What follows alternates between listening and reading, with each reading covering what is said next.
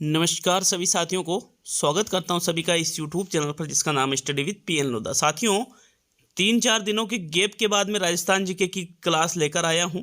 आप कहोगे कि सर आप कहते थे कि रोज डेली आपके राजस्थान जीके की क्लास आएगी, लेकिन 3-4 दिनों से स्कूल में छुट्टियां चल रही थी तो नोट्स के लिए जो किताबें मैंने ला रखी है वो स्कूल में रह गई थी साथियों। इसकी वजह से आपकी क्लासें नहीं आ पा रही थी।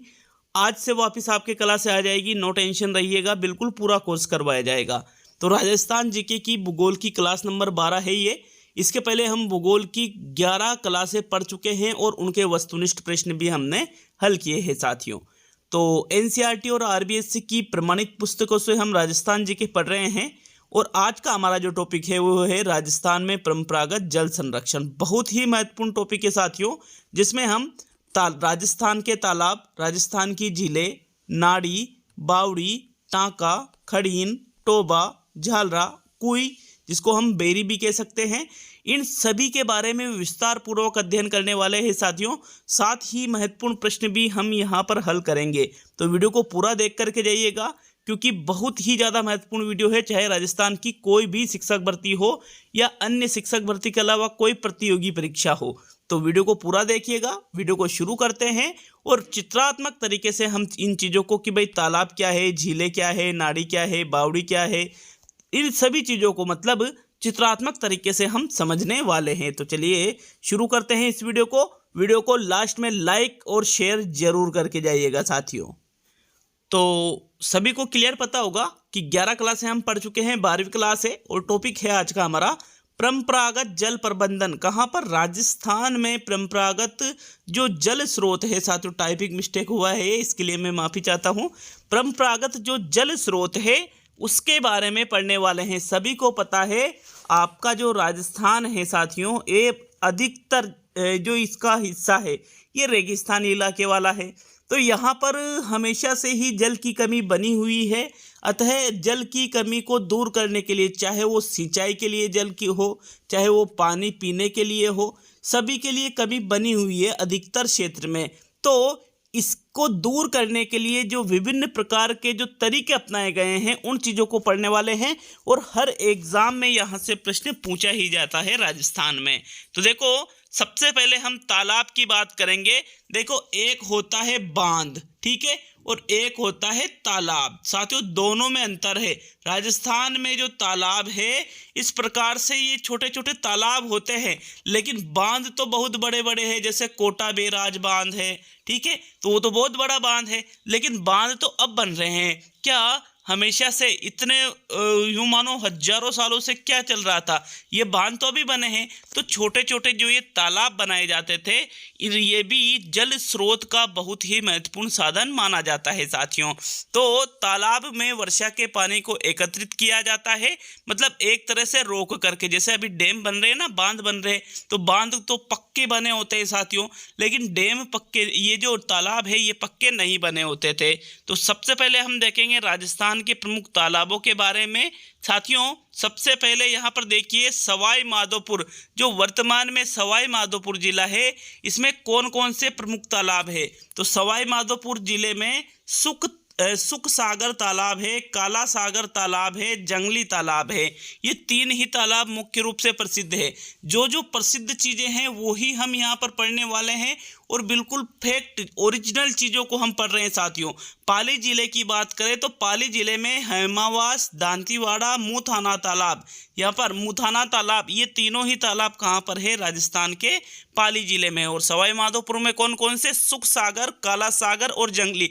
इन चीज़ों को आपको याद करना ही पड़ेगा साथियों, ठीक है, याद करना ही पड़ेगा। बार बार पढ़ोगे तो निश्चित रूप से याद हो जाएंगे। नेक्स्ट तीसरे नंबर पे बात करें भीलवाड़ा की, तो राजस्थान के भीलवाड़ा जिले में सरेरी, खारी और मेजा तालाब है। ज़्यादा नहीं, 2-2, 3-3 तालाब या 1-1, 2-2 तालाब तो याद ही रखो कि भीलवाड़ा में कौन कौन से? सरेरी, खारी, मेजा, ये तीनों तालाब कहाँ पर है? भीलवाड़ा में है। उदयपुर की बात करें तो उदयपुर में बागोलिया तालाब है साथियों। चित्तौड़गढ़ की बात करें, उदयपुर में तो एक ही याद रखना है आपको, कौन सा? बागोलिया। कहाँ पर बागोलिया है? उदयपुर में। चित्तौड़गढ़ की बात करें तो पद्मिनी तालाब, नाम से ही याद रह जाएगा कि भाई पद्मिनी कहाँ की रानी थी? चित्तौड़गढ़ की। वानकिया तालाब, मुरालिया तालाब और सेनापानी तालाब। यहाँ पर ये जो 4 तालाब है ये चित्तौड़गढ़ में है। बूंदी की बात करें साथियों तो राजस्थान के बूंदी जिले में कीर्ति मोरी तालाब है, बरड़ा तालाब है और हिंडोली तालाब है। भरतपुर की बात करें तो बारेटा, बंद बारेटा अभ्यारण्य कहाँ पर है? भरतपुर में। तो बारेटा तालाब कहाँ पर है? भरतपुर में है साथियों। और पार्वती तालाब भी कहाँ पर है? भरतपुर में ही है। नेक्स्ट जैसलमेर की बात करें, ये मोस्ट इम्पोर्टेंट है, मोस्ट इम्पोर्टेंट, गढ़सीसर तालाब। कौन सा? गढ़सीसर तालाब आपके जैसलमेर जिले में है साथियों। कहाँ पर है? जैसलमेर जिले में।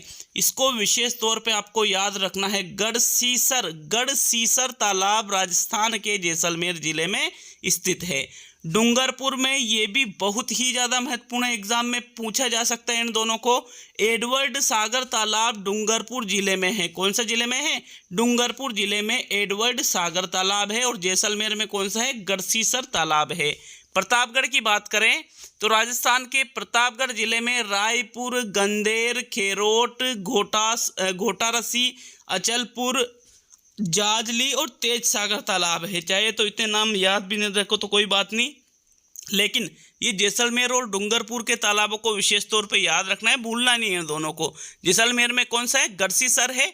और डूंगरपुर में एडवर्ड सागर, ये कुछ अलग ही प्रकार का नाम है ना, तो ये डूंगरपुर में है साथियों। चलिए अब हम बात करेंगे झीलों के बारे में। तो देखो राजस्थान में परंपरागत जल संरक्षण सर्वाधिक झीलों में होता है। यहाँ पर प्रसिद्ध झीलें हैं। परंपरागत की बात की जा रही, बांध की बात नहीं की जा रही है। परंपरागत तरीके से जो जल संरक्षण मतलब पहले से ही जो बहुत समय से बांध तो भी बने, लेकिन बहुत समय से जो जल संरक्षण किया जाता है उसमें सबसे ज़्यादा झीलों में जल का संरक्षण होता है। जैसे राजस्थान में एक झील है लाल सागर झील जो 1800 ईस्वी में बनाई गई थी। एक झील है केलाना झील जो 1872 ईस्वी में बनाई गई थी। एक झील है तगत सागर झील जो 1932 ईस्वी में बनाई गई थी। एक झील है उम्मेद सागर जो 1931 में बनाई गई थी। तो साथियों ये आकार की दृष्टि से कुछ विशाल झीलें हैं जिनमें बहुत ज़्यादा मात्रा में पानी एकत्रित किया जाता है या पानी एकत्रित होता है। प्रमुख झीलों की बात करें, एक याद रखना है आपको, राजस्थान में जो पुष्कर झील है, पुष्कर झील का धार्मिक महत्व है। पुष्कर झील कहाँ पर है? हमने इस चीज़ को पढ़ा था पहले भी। पुष्कर झील आपके अजमेर जिले में है। कहाँ पर है? अजमेर में है साथियों। यहाँ पर देखिए झीलें इस प्रकार बनाई जाती है। यहाँ पर कुछ चित्र भी मैंने लगा रखे हैं।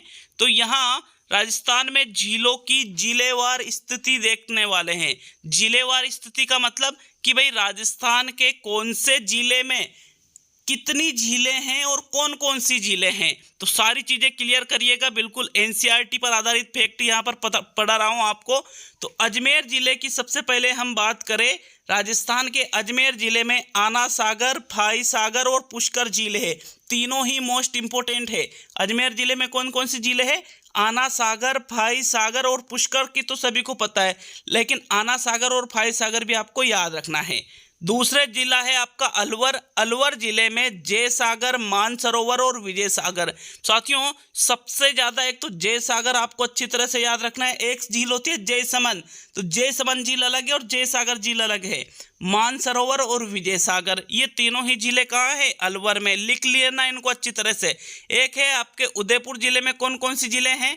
फतेह सागर झील, पिछोला झील, जयसमंद झील, उदय सागर झील और स्वरूप सागर झील। तो यहाँ पर साथियों आपको याद रखना है, उदयपुर को झीलों की नगरी भी कहा जाता है। क्या कहा जाता है? झीलों की नगरी भी कहा जाता है। नेक्स्ट करौली डिस्ट्रिक्ट की बात करें तो करौली में नागतलाई झील है, जुग्गर झील है और ममचेड़ी और नीदर ये झीलें ये ज़्यादा इंपॉर्टेंट नहीं है। कोटा में करें तो जवाहर सागर और चित्तौड़गढ़ में करें तो राणा प्रताप सागर और भूपाल सागर झील है। चूरू की बात करें तो ताल छापर झील है। ताल छापर एक अभयारण्य भी है जो कहाँ पर पड़ता है? चूरू में पड़ता है, तो उसी में ये झील होगी, तो उसको क्या कहा गया? ताल छापर झील।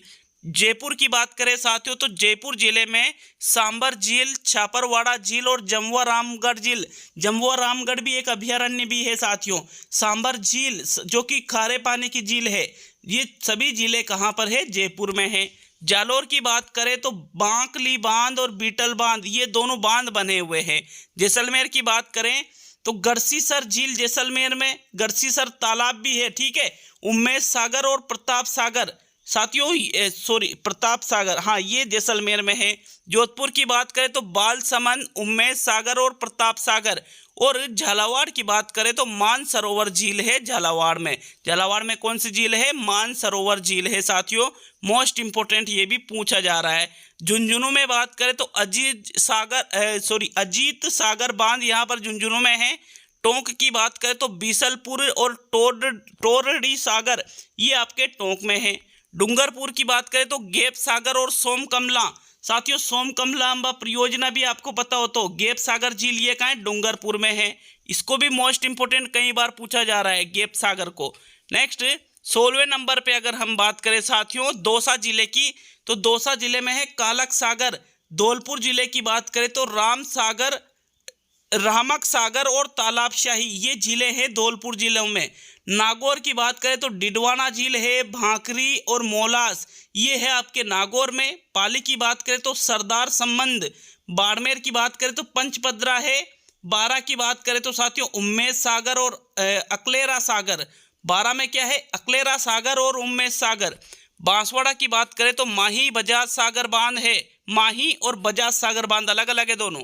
फिर बीकानेर की बात करें तो लूणकरणसर झील है, अनूप सागर है और गजना झील है।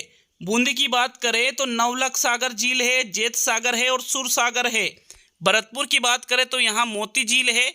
भीलवाड़ा की बात करें तो मांडल ताल है, खारी बांध है और जेतपुरा बांध है। ये कहाँ है? भीलवाड़ा में। राजसमंद की बात करें तो राजसमंद में सिर्फ राजसमंद झील यही याद रखना है आपको। सवाई माधोपुर की बात करें तो पांचना बांध और मोरेल बांध ये भी मोस्ट इंपोर्टेंट है। सवाई माधोपुर में एक तो पांचना बांध है और एक मोरेल बांध है। सिरोही की बात करें तो नक्की झील है सिरोही में, जो कि राजस्थान की सबसे ऊंचाई पर स्थित झील है। सीकर की बात करें तो रायपुर बांध है। श्री गंगानगर में शिवपुर ढेड झील है। हनुमानगढ़ में तलवाड़ा झील है और प्रतापगढ़ में कोई झील नहीं है साथियों। तो ये राजस्थान की प्रमुख झीलें थी, जो कि यूँ मान लीजिए डायरेक्ट ही यहाँ पर मैंने इमेज कैप्चर करके आपके सामने लगाया है और एक एक चीज़ को बताया है। इनको आपको जहाँ तक हो सके ज़्यादा से ज़्यादा याद करने की कोशिश करना है साथियों। जो चीज़ें समझने वाली है वो अब हम पढ़ने वाले हैं। तो अब हमारा टॉपिक आता है नाड़ी का। देखो नाड़ी क्या होती है, बहुत ही शानदार चीज़ें अब हम पढ़ने वाले हैं। तो देखो नाड़ी के बारे में पढ़ेंगे। एक बार इसका इमेज हमने यहाँ पर लगाया है कि भाई इस प्रकार से नाड़ी का निर्माण किया जाता है साथियों, जिसमें जल को एकत्रित किया जाता है। देखो अगर हम बात करें नाड़ी की तो यह एक प्रकार का पोकर होता है जिसमें वर्षा का जल एकत्रित किया जाता है। इस प्रकार का पोकर टाइप यहाँ पर बना होता है। यह विशेषकर जोधपुर की तरफ होती है। नाड़ी भाई सभी जगह नहीं बनाई जाती है, ज़्यादातर ये आपको रेगिस्तानी इलाके में देखने को मिलेगी और ज़्यादा से भी ज़्यादा आपको जोधपुर जिले के आसपास देखने को ये चीज़ें मिलने वाली है साथियों। 1520 ईस्वी में राव जोधा जी ने सर्वप्रथम एक नाड़ी का निर्माण करवाया था। तो मोस्ट इंपोर्टेंट प्रश्न बन जाता है कि सबसे पहले नाड़ी का निर्माण किसके द्वारा करवाया गया?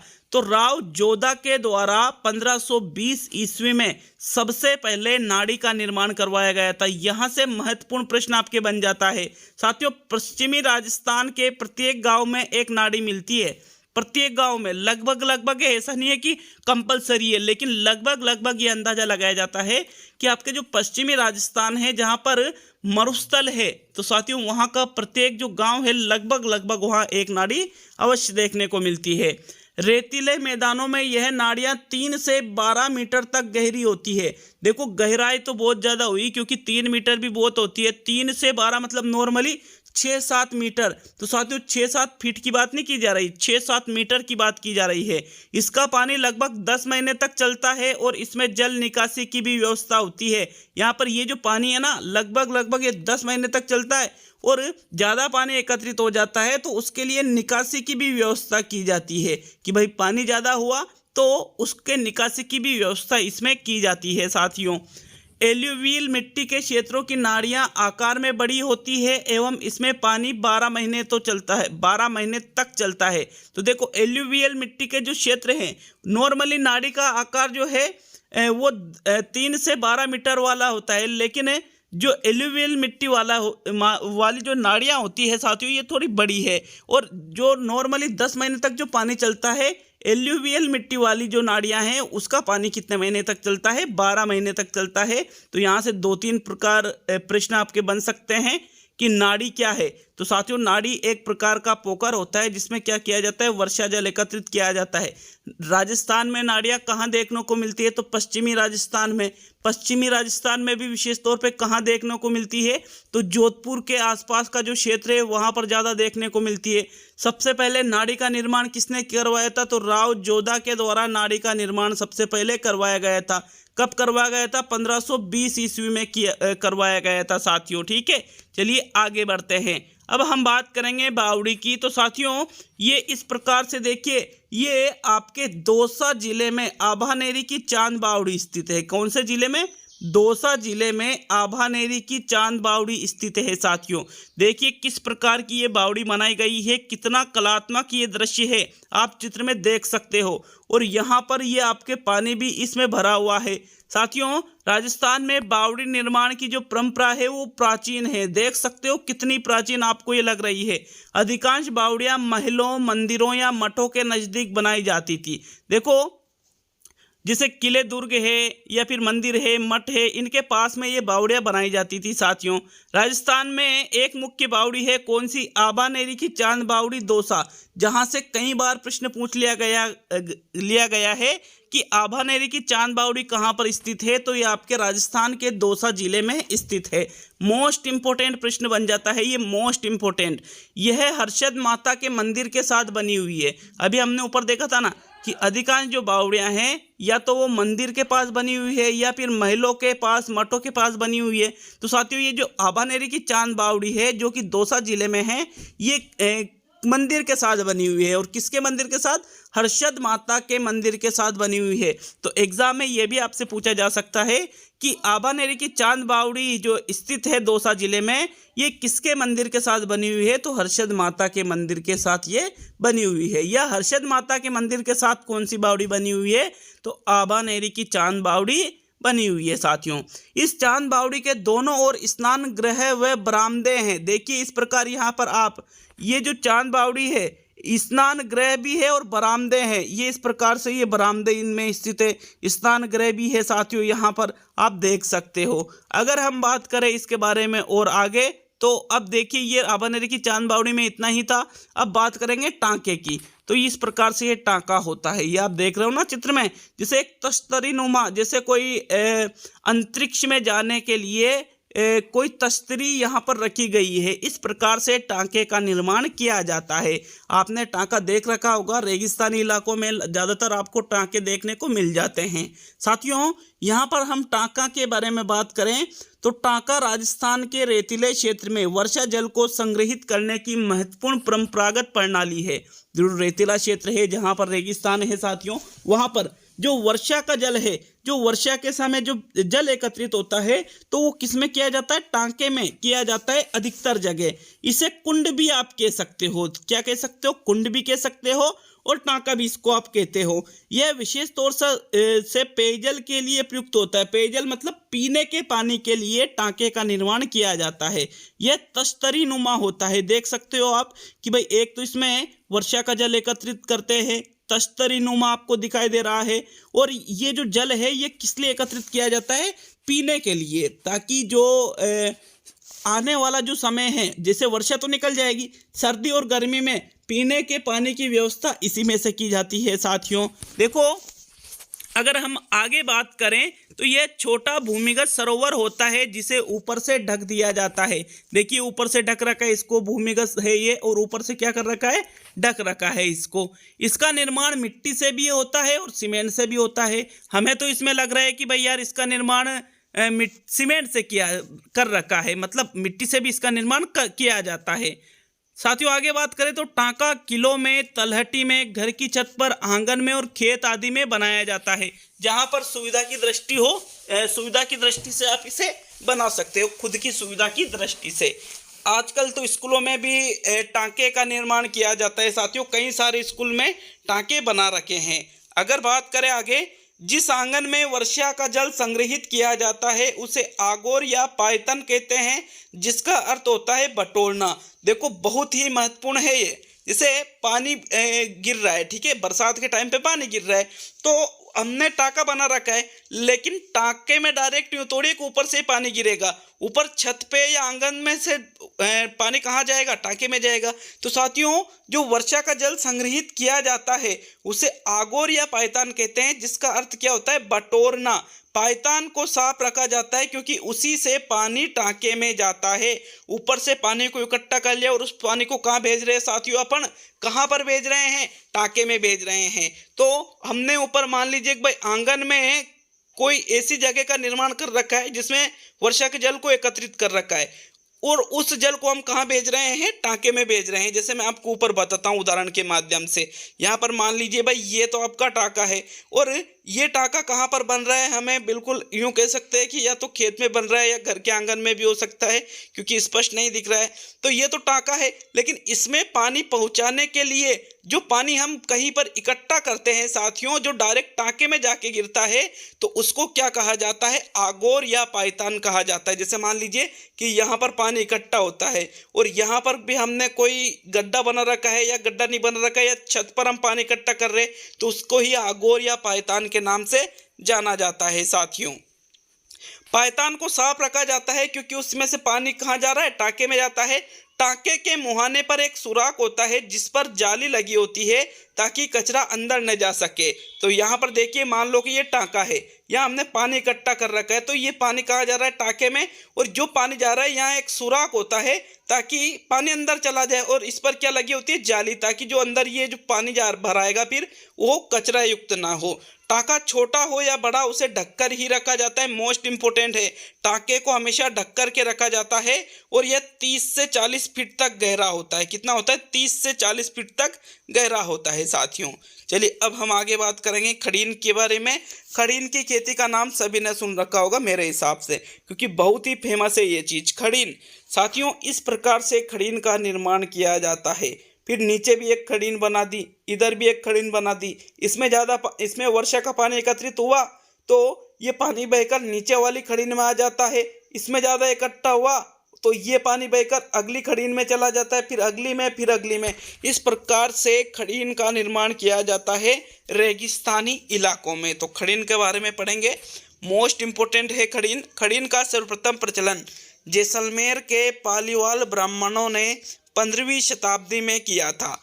यहाँ पर प्रश्न बहुत ही ज़्यादा महत्वपूर्ण है ये।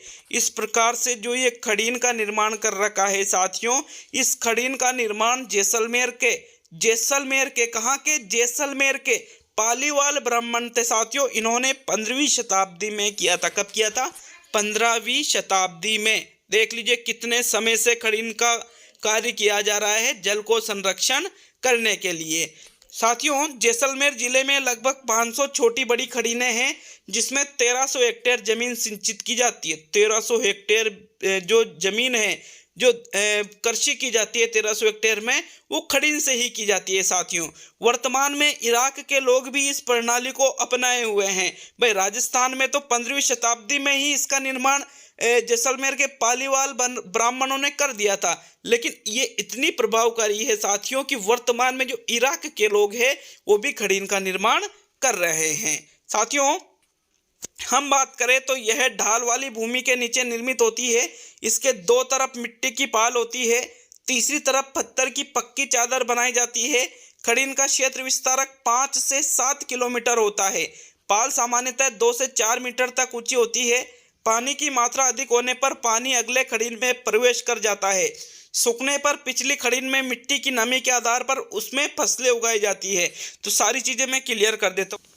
यहाँ पर देखिए, इस प्रकार जो हमने ये खड़ीन देखी है, तो एक पहली चीज़ तो ये कि इसका ढाल किधर है? इधर की तरफ आ रहा है। तो यहाँ पर क्या कर दिया, जो एक पाल बना दी साथियों, जो कितनी होती है? 2 से 4 जो मीटर है, इतनी ऊंची होती है। अब इसके बाद में तीसरी तरफ ये पत्थरों से ढकी होती है इधर साइड में, ठीक है। और जैसे ही इसमें ज़्यादा पानी आता है तो पानी अगली खड़ीन में आ जाता है, ठीक है। अगली खड़ीन में आ गया, फिर इसमें भी ज़्यादा पानी इकट्ठा हुआ तो अगली में आ गया। लगभग ये 5 से 7 किलोमीटर लंबी होती है। इसकी लंबाई कितनी होती है खड़ीन की? 5 से 7 किलोमीटर लंबी होती है।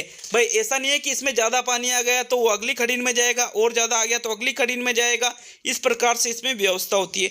अब जब इसमें पानी सूख जाता है या फिर इसमें पानी जब खत्म होता है साथियों, तो इसमें बहुत ज़्यादा नमी होती है, और ये जो पानी बहकर आता है ये मिट्टी को भी कैसा बना देता है? उपजाऊ बना देता है साथियों। तो नमी के आधार पे फिर पानी यहाँ पर आ गया तो इसमें खेती बो दी जाती है और बहुत ही अच्छी फसल होती है, और यहाँ से इसमें सिंचाई कर ली जाती है।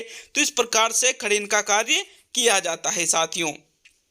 देखो, खड़ीन तकनीक द्वारा बंजर भूमि को भी उपजाऊ आप बना सकते हो। मैंने कहा था ना कि जो पानी बहकर आता है खड़ीन में, इतने दिनों तक वो पानी उसी में रहता है, तो वहाँ की भूमि कैसी हो जाती है? उपजाऊ हो जाती है, भले वो बंजर भूमि हो।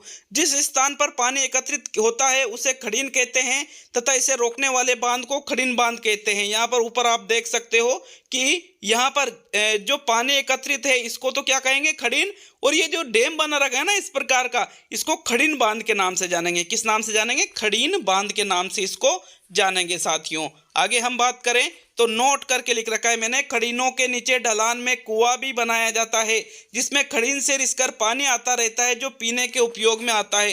तो आप समझ सकते हो कि जैसे इस प्रकार से ये खड़ीनें यहाँ पर बना रखी है, तो इधर मान लीजिए कि एक कुआं खोद रखा है इधर, या थोड़ी दूर खोद रखा है, तो साथियों उस कुएं में ये पानी रिसकर आएगा, बिल्कुल शुद्ध पानी होगा, अच्छा पानी होगा साथियों, और उस पानी को आप पीने में भी काम ले सकते हो। तो ये खड़ीन के बारे में हमने पढ़ा है, मोस्ट इंपोर्टेंट टॉपिक था आपके। अब बात करेंगे हम टोबा की। तो टोबा क्या होता है साथियों? यह नाड़ी के समान आकृति वाला होता है, किंतु नाड़ी से अधिक गहरा होता है। भाई नाड़ी के जैसा ही होता है लेकिन ज़्यादा गहराई होती है नाड़ी से। किसकी? टोबा की। साथियों, सघन संरचना वाली भूमि जिसमें जल का रिसाव कम होता है टोबा निर्माण के लिए उपयुक्त मानी जाती है। एक प्रश्न आपके बन सकता है कि सघन संरचना वाली भूमि जिसमें जल का रिसाव कम होता है किसके लिए, किसके निर्माण के लिए उपयुक्त मानी जाती है? तो टोबा के निर्माण के लिए उपयुक्त मानी जाती है। इसका ढलान नीचे की ओर होना चाहिए। टोबा के आसपास नमी होने के कारण प्राकृतिक घास उगाती है जिसे जानवर खाते हैं। टोबा में वर्ष भर पानी उपलब्ध रहता है। इस प्रकार से टोबा का निर्माण किया जाता है जिसमें पूरे साल भर पानी भरा रहता है साथियों, और ज़्यादा पानी हो जाता है तो इसमें पानी के निकासी की भी व्यवस्था की जाती है साथियों। एक टोबा के जल का उपयोग सामान्यतः 20 परिवार कर सकते हैं। यूं नहीं कि हर घर में टोबा बनाया जाता है, नहीं साथियों, लगभग 20 परिवार एक टोबा के पानी का उपयोग कर सकते हैं। समय समय पर टोबा की खुदाई करके पायतान या आगोर को बढ़ाया जाता है। पायतान या आगोर को बढ़ाया जाता है, इसका मतलब क्या हुआ? पायतान या आगोर क्या होता है कि कोई भी चीज में पानी इकट्ठा करने के लिए जो जल को संरक्षित पहले किया जाता है, वर्षा जल को साथियों, जैसे घर के आंगन में संरक्षित कर दिया तो उसको ही आगोर या पायतान कहा जाता है साथियों। हम आगे बात करेंगे अब यहाँ पर झालरा की। तो झालरा इस प्रकार से होता है, ये देखिए आपके झालरा का चित्र मैंने यहाँ लगा रखा है साथियों। झालरा अपने से ऊंचे तालाबों और झीलों के रिसाव से पानी प्राप्त करते हैं। इनका स्वयं का कोई आगोर या पायतान नहीं होता है। मोस्ट इंपोर्टेंट प्रश्न है ये कि किनका स्वयं का कोई आगोर या पायतान नहीं होता है। आगोर या पायतान मतलब कि भाई डायरेक्टली वहां से पानी ले लिया इन्होंने, नहीं साथियों, ये बहुत ही ज़्यादा नीचे बनाए जाते हैं। अतः ये जो आसपास के जो बांध बने होते हैं, जो तालाब बने होते हैं, जो झीलें होती है, वहां से जो पानी रिस कर जमीन से आता है, किस में आता है साथियों? झालरा में आता है। अलग से कोई इनका आगोर या पायतान है वो नहीं होता है। नोट करके लिख रखा है मैंने, झालराओं का पानी पीने के लिए नहीं बल्कि धार्मिक रिवाजों अथवा सामूहिक स्नान आदि कार्यों में उपयोग में आता था। तो ये जो झालरा है साथियों, ये इसका जो पानी है, इसका पानी का उपयोग किस लिए किया जाता है? पीने के लिए नहीं करते हैं, बल्कि जो धार्मिक कार्य किए जाते हैं या फिर धार्मिक स्नान किए जाते हैं, इसके लिए झालरा के पानी का प्रयोग किया जाता है। इनका आकार आयताकार होता है। कैसा होता है इनका आकार? आयताकार। आयताकार इस प्रकार से आकार इनका होता है साथियों, ये देखिए इस प्रकार से इनका आकार होता है आयताकार। आगे बात करें तो इनमें 3 और सीढ़ियां बनी होती है। कितनी और सीढ़ियां बनी होती है? 3 और। जैसे इधर भी सीढ़ियां आपको दिख रही है, यहाँ पर भी सीढ़ियां दिख रही है और इधर की साइड भी सीढ़ियां आपको दिख रही है, लेकिन 3 और ही होती है, 4 और नहीं होती है। यहाँ सीढ़ियां नहीं आपको नहीं दिखेगी साथियों। तो झालरा में कितनी और सीढ़ियां बनी होती है? 3 और सीढ़ियां बनी होती है साथियों। आगे बात करें तो 1660 ईस्वी में निर्मित जोधपुर का महामंदिर झालरा प्रसिद्ध था। झालराओं का वास्तुशिल्प सुंदर होता है। ये आपको देखिए जो महामंदिर है जोधपुर का, ये जोधपुर का महामंदिर का ही चित्र मैंने लगा रखा है, जो 1660 ईस्वी में बनाया गया था साथियों। और इनका वास्तुशिल्प भी आप देख सकते हो किस प्रकार से इसका निर्माण किया गया है। तो ये भी देखने लायक चीजें हैं साथियों झालरा। अब हम बात करेंगे कुई या बेरी की। किसकी बात करेंगे? कुई या बेरी। तो ये क्या होती है समझिएगा। देखो कुई ये बना रखी है, ये कुई बना रखी है और इधर आपको छोटा सा तालाब भी नजर आ रहा होगा साथियों। कुई या बेरी सामान्यतः तालाब के पास बनाई जाती है, जिसमें तालाब का पानी रिसता हुआ जमा होता है। तो आप देख सकते हो ये तालाब के बिल्कुल ही ज्यादा पास बना रखी है ये तो। लेकिन इसी प्रकार से कुई या बेरी का निर्माण किया जाता है। इसमें कहाँ से पानी आता है? जो तालाब वगैरह है वहां से पानी रिस कर इसमें इकट्ठा होता है और वो पानी पीने के लिए शुद्ध होता है साथियों।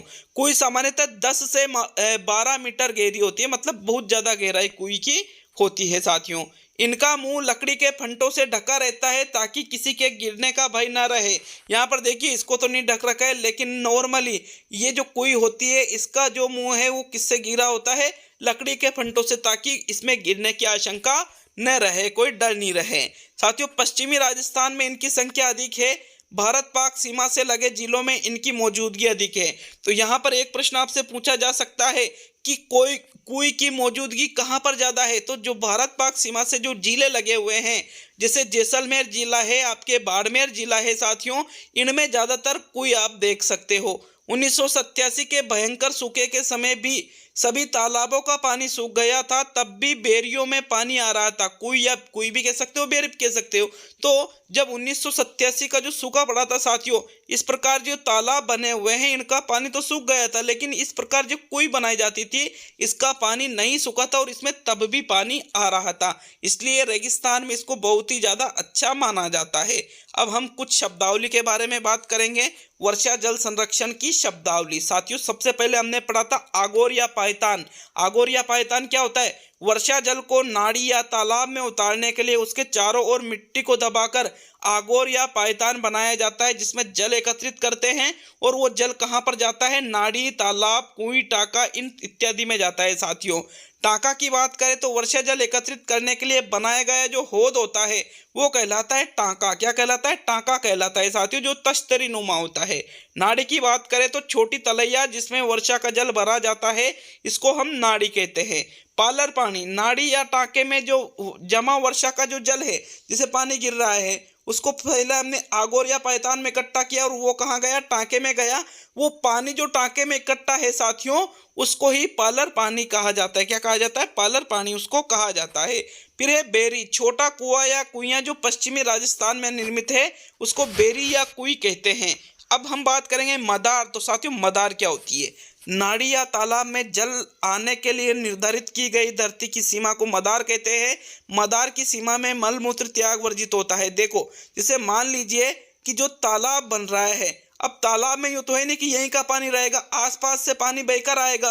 तो इस प्रकार से जो तालाब में पानी बहकर आ रहा है साथियों, तो ये जो सीमा है यहाँ से पानी आएगा भाई तालाब में, तो इसमें आप मल मूत्र नहीं कर सकते हो और यहाँ से पानी आएगा तो इसको हम क्या कहेंगे? मदार कहेंगे साथियों, क्योंकि ये पानी कहाँ जाएगा? तालाब में, और फिर हम उसको पीते हैं। तो इस प्रकार ये कहलाता है मदार। कौन सा? ये जो क्षेत्र है ये वाला क्षेत्र। फिर इसके बाद में बात करेंगे नहरा या नेष्टा की। तो नहरा या नेष्टा क्या होता है? नाड़ी या तालाब से अतिरिक्त जल निकालने के लिए उसके साथ नहटा बनाया जाता है, जिससे होकर अतिरिक्त जल दूसरे तालाब, नाड़ी या खेत में चला जाए। जैसे मान लीजिए कि भाई ये आपके तालाब बन रहा है या नाड़ी बन रही है, अब इसमें ज़्यादा पानी आ गया तो उसके साथ नहटा भी बनाएंगे, तो ताकि जो ज़्यादा पानी है वो यहाँ से होकर के अगले तालाब तक चला जाए या अगली नाड़ी तक चला जाए, तो ये कहलाता है नहिट्टा। अब देखेंगे प्रमुख प्रश्न, लेकिन वीडियो ज़्यादा बड़ा हो चुका है साथियों।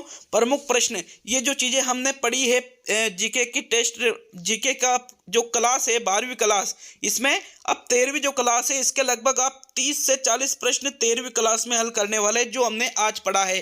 तो कल की क्लास जरूर देखिएगा, जिसमें आज जो चीज़ें हमने पढ़ी है उसके महत्वपूर्ण प्रश्नोत्तर आपको करवाए जाएंगे साथियों।